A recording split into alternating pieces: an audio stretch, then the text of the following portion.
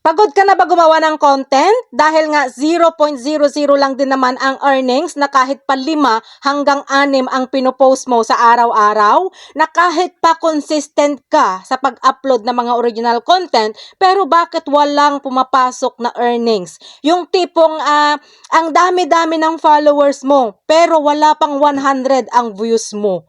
So, kapag nararanasan mo ang mga ganitong bagay ngayon guys, isa lang ang masasabi ko sa inyo, hindi ka nag-iisa dahil pati ako ganun din.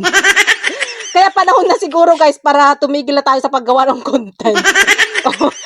Baka maniwala ka.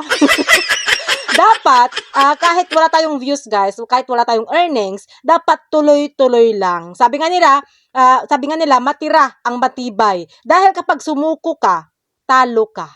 Kaya wag na lang muna natin napansinin yung mga earnings na yan, yung mga views na yan. Basta ang masasabi ko lang sa inyo, tuloy lang at bahala na si Batman.